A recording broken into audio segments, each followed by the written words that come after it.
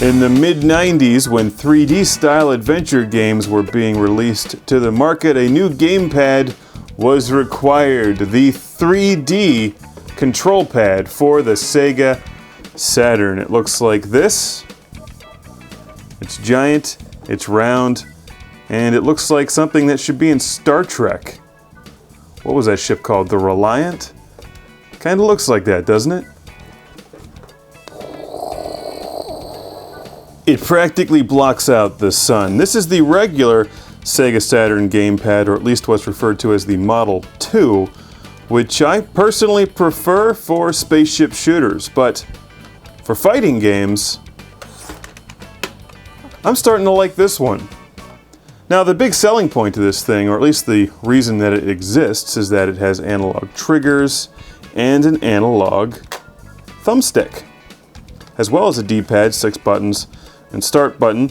This is where you would change the controls from the D-pad to the analog stick for Nights into Dreams, a game that definitely requires the use of the thumbstick to move the character around. And then you can rotate the environment with the triggers. It's a comfortable controller, and the precursor to the Sega Dreamcast controller. They're roughly the same size, and beneath a few style changes are basically the exact same controller. They have thumbsticks, buttons on the right, start button in the middle, D-pad, and thumbstick. In fact, this one is actually better than the Sega Dreamcast controller, because the Dreamcast controller has a terrible D-pad and a what I would just call a slippery thumbstick. It's easy for your thumb to slip off that thing and can't really get good grip. But the Sega Saturn 3D control pad has an indented thumbstick there, so your thumb actually hangs onto it better. And it's got a better D-pad. This has your basic Sega Saturn D-pad, which is similar to your Sega Genesis D-pad, which is the best D-pad ever made. Comfortable buttons.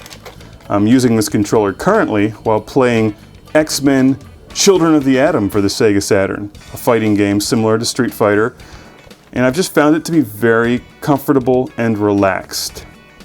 But I don't like it for spaceship games. While the D-pads between the older Sega Saturn controller and the 3D controller are pretty much the same D-pad, the buttons are different. As you can see, the A, B, and C button are concave, whereas they are not on the 3D controller, giving them a slightly softer feel. In fact, this whole controller has a much softer, more comfortable feel than the standard gamepad. Which means this one is always a bit more on edge, which is why I think I prefer it for spaceship shooting games, where you really want to be on edge and not relaxed and comfortable. If the Xbox 360 controller is the bastard son of the Sega Dreamcast controller, that means that the Sega Saturn 3D control pad is its grandfather. Respect your elders, son. Now, it's very important to note that while every Sega Saturn game that I tried with the Sega Saturn 3D control pad works, not every Saturn game works with the analog stick.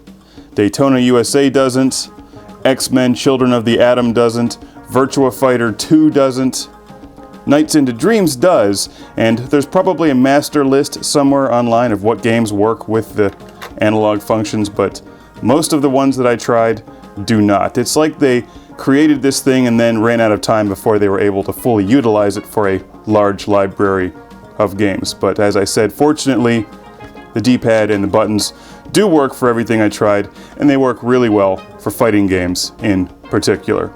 So, a couple of these were donated to Classic Game Room along with Nights into Dreams. I'd like to thank the Video Game Exchange in St. George, Utah, as well as Jose from New Mexico, and I also bought one of these myself. So I've got a whole bunch of them, like a fleet of starships to fly around my video game library. Sega Saturn 3D control pad.